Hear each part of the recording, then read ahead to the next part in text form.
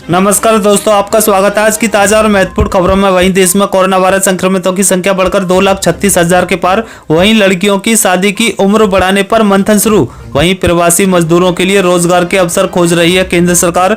वहीं मुंबई में gas leak होने से मचा हड़कंप। वहीं सितंबर महीने तक खत्म हो जाएगा भारत में कोरोना वायरस। वहीं पीएम आवास योजना के फ्लैट हुए 2 लाख रुपए महंगे। वहीं आने वाले दिनों में चीनी होगी महंगी। वहीं इस महीने से आएंगे पीएम किसान सम्मान निधि स्कीम के 2-2 हजार रुपए। वहीं अब ट्रेन में टिकट बुक कराने के बदल गए नियम, जानना है जरूरी। वहीं यूपी सरकार ने जारी की अनलॉक 1 को लेकर नई गाइडलाइंस। वहीं दिल्ली में अब नहीं होगा किसी भी बाहरी व्यक्ति का इलाज। वहीं यूपी में 24 घंटे मिलेगी बिजली, सीएम योगी के आदेश। वहीं 21 जुलाई से शुरू होगी अमरनाथ यात्रा। 55 वर्ष से कम उम्र वालों को ही मिलेगी अनुमति। वहीं तबाही मचा सकता है एक और चक्रवाती तूफान, मौसम विभाग ने जारी किया अलर्ट। और भी बड़ी खबरें जानने के लिए वीडियो के अंत तक बने रहिए हमारे साथ।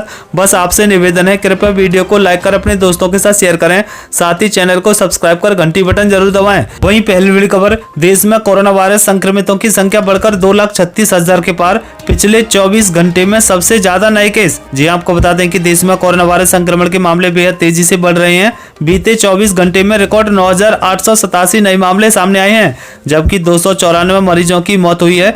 1 जून से आज तक 50,000 से ज्यादा मामले संक्रमण के सामने आ चुके हैं। केंद्रीय स्वास्थ्य मंत्रालय के मुताबिक देश में कोरोना वायरस के मरीजों की संख्या बढ़कर 2,36,657 हो गई है।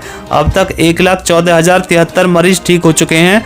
अब तक 6642 मरीजों की मौत हो चुकी है। रिकवरी रेट सुधरकर 48.20% तक हो चुका है। वहीं अगली बड़ी खबर, लड़कियों की शादी की उम्र बढ़ाने पर मंथन शुरू। सरकार ने किया टास्क फोर्स का गठन। जी आपको बता दें कि लड़कियों के विवाह और मातृत्व की आयु तय करने पर मंथन शुरू हो गया है। सरकार ने मातृ मृत्यु दर कम करने के उद्देश्य से मातृत्व प्रवेश आयु की समीक्षा के लिए टास्क फोर्स का गठन किया है।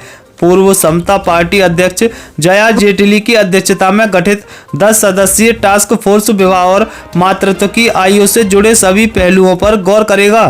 टास्क फोर्स 31 जुलाई तक अपनी रिपोर्ट देगा। मातृत्व प्रवेश आयु समीक्षा से संकेत मिलता है कि एक बार फिर लड़कियों की शादी की न्यूनतम आयु बढ़ाई जा सकती है, जो अभी 18 वर्ष है। आपको बता दें कि टास्क फोर्स लड़कियों के बीच उच्च शिक्षा को बढ़ावा देने के सुझाव के साथ उपयुक्त विधायी उपायों और मौजूदा कानूनों में संशोधन पर भी अपनी सिफारिश देगा।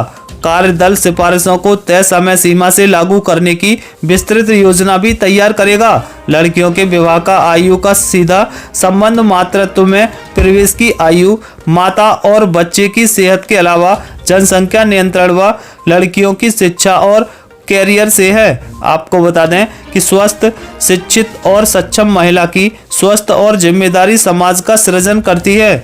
अभी महिलाओं और बच्चों में कुपोषण भारत की एक बड़ी समस्या है। इस टास्क फोर्स का प्राथमिकता उद्देश्य इससे निपटना है। वहीं अगली बड़ी खबर, आने वाले दिनों में महंगी हो सकती है चीनी, ये है बड़ी वजह। जी आपको बता दें कि चीनी आने वाले दिनों में महंगी हो सकती है, क्योंकि सरकार चीनी के न्यूनतम बिक्री मूल्य में 200 रुपये प्रति क्विंटल तक का इजाफा कर सकती है। कारोबारी बताते हैं कि चीनी मिलें बहरहाल एमएसपी बढ़ने का इंतजार कर रही हैं। बाजार सूत्रों से मिली जानकारी के अनुसार देश की राजधानी दिल्ली में बीते 15 दिनों में चीनी के थोक दाम में 150 रुपये प्रति क्विंटल की वृद्धि हुई है। आपको बता दें कि दिल्ली में इस समय चीनी का थोक दाम 3400 से 3500 रुपये प्रति क्विंटल है, जबकि खुदरा भाव 3800 से 4200 रुपये प्रति क्विंटल के बीच है। वहीं उत्तर प्रदेश की निजी चीनी मिलों का एक्स मिल रेट M30 सिंगल फिल्टर चीनी का 3200 से 3300 रुपये, जबकि सरकारी मिलों की चीनी का एक्स मिल रेट 3150 से 3170 रुपये प्रति क्विंटल है। वहीं अगली बड़ी खबर, किसानों के लिए बड़ी खबर, अब इस महीने से आएंगे पीएम किसान सम्मान निधि स्कीम के तहत 2-2 हजार रुपए। जी आपको बता दें कि किसानों को खेती किसानी के लिए सीधे उनके बैंक अकाउंट में पैसे देने वाली योजना प्रधानमंत्री किसान सम्मान निधि स्कीम की अगली किस्त 1 अगस्त से आनी शुरू हो जाएगी। यानी 2 माह बाद मोदी सरकार आपके खाते में 2-2 हजार रुपए डालेगी। इस स्कीम के तहत सालाना 3 किस्त में 6,000 रुपए दिए जाते हैं। पीएम किसान सम्मान निधि स्कीम के सीईओ विवेक अग्रवाल ने बताया है कि अगस्त में जो पैसा भेजा जाएगा वो स्कीम की 6ठी किस्त होगी। अब तक इस स्कीम के तहत 9.54 करोड़ का डाटा वेरीफाई हो चुका है। मतलब साफ है कि इस योजना में जो भी पैसा भेजा जाएगा उसका लाभ 9.5 करोड़ से अधिक किसानों को मिलेगा। वहीं अगली बड़ी खबर, दिल्ली में अब नहीं होगा किसी भी बाहरी व्यक्ति का इलाज, जाने कारण। जी आपको बता दें कि कोरोना वायरस के बढ़ते संक्रमण के बीच अब संभावना है कि दिल्ली के अस्पतालों में सिर्फ स्थानीय लोगों का ही इलाज होगा। ऐसा इसलिए क्योंकि दिल्ली सरकार की ओर से गठित 5 डॉक्टरों की कमेटी ने अपनी रिपोर्ट सरकार को दे दी है और उन्होंने राजधानी में उपलब्ध स्वास्थ्य सुविधाओं को इस्तेमाल दिल्ली वासियों के लिए ही किए जाने की बात कही है। ऐसे में अब बाहर से इलाज के लिए आने वाले लोगों के सामने बड़ी समस्या खड़ी हो सकती है। कमेटी ने सरकार को कहा है कि दिल्ली के अस्पतालों में यदि बाहरी मरीजों का इलाज के लिए आने दिया गया तो यहां पर मौजूद सभी बेड 3 दिन के अंदर भर जाएंगे। साथ ही चिकित्सकीय ढांचा भी इस भार को नहीं उठा सकेगा। वहीं अगली बड़ी खबर, यूपी में 24 घंटे बिजली की तरफ सरकार ने बढ़ाए कदम, सीएम योगी की इन 26 जिलों को बड़ी सौगात। जी आपको बता दें कि उत्तर प्रदेश में मंगलवार को मुख्यमंत्री आवास पर आयोजित एक कार्यक्रम में सीएम योगी आदित्यनाथ ने 26 जिलों के लिए 28 विद्युत उपकेंद्रों का लोकार्पण एवं शिलान्यास किया। इस दौरान सीएम योगी ने कहा है कि वैश्विक महामारी कोरोना वायरस संकट के दौरान भी उत्तर प्रदेश पावर कॉर्पोरेशन द्वारा 3135.34 करोड़ की लागत से विद्युत उपकेंद्रों की एक श्रृंखला प्रवेश की जनता को आज अर्पित की जा रही है। आज के इस कार्यक्रम से जुड़े केंद्रीय मंत्रियों, यूपी के ऊर्जा मंत्री, ऊर्जा राज्य मंत्री, सांसदों, विधायकों और इस योजना के लिए निरंतर क्रियाशील सभी वरिष्ठ अधिकारियों को मैं हृदय से बधाई देता हूं। आपको बता दें कि मुख्यमंत्री ने कहा है कि प्रदेश के ऊर्जा विभाग ने पिछले 3 वर्षों में एक बेहतरीन कार्य संस्कृति को आगे बढ़ाकर ऊर्जा विभाग के प्रति आमजन के विश्वास को सुदृढ़ करने में सफलता प्राप्त की है। मैं इसके लिए पावर कॉर्पोरेशन को हृदय से बधाई देता हूं। हमारा निरंतर प्रयास है कि पावर फॉर ऑल में हम आदरणीय प्रधानमंत्री नरेंद्र मोदी की मंशा के अनुरूप प्रत्येक घर तक आने वाले समय में 24 घंटे की बिजली आपूर्ति कर सकें। वहीं अगली बड़ी खबर, ट्रेन में टिकट बुक कराने के बदल गए नियम, अब जरूरी है जानकारी लेना। जी आपको बता दें कि कोरोना संकट और लॉकडाउन के बीच इंडिया रेलवे लगातार ट्रेनों की संख्या को बढ़ा रहा है। संक्रमण से बचाव के लिए सिर्फ कंफर्म टिकट पाने वाले यात्रियों को ही रेल में यात्रा करने की इजाजत है। Indian railway catering and tourism corporation यानी IRCTC ने ट्रेनों के संचालन के लिए साथ ही करंट टिकटों की बुकिंग को भी शुरू कर दिया है।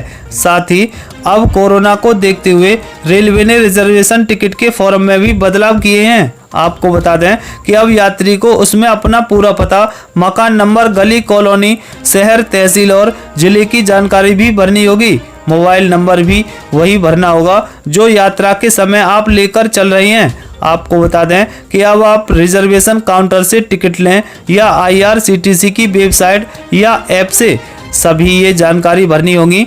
वहीं अगली बड़ी खबर, 21 जुलाई से शुरू होगी वार्षिक अमरनाथ यात्रा, 55 वर्ष से कम उम्र वालों को ही मिलेगी अनुमति। जी आपको बता दें कि बाबा बर्फानी के भक्तों का इंतजार की घड़ी समाप्त हो गई है। उनके लिए अच्छी खबर है, श्री अमरनाथ श्राइन बोर्ड ने यात्रा शुरू करने को लेकर निर्णय ले लिया है। इस बार वार्षिक अमरनाथ यात्रा 21 जुलाई से आरंभ होकर 3 अगस्त रक्षाबंधन के दिन संपन्न हो जाएगी।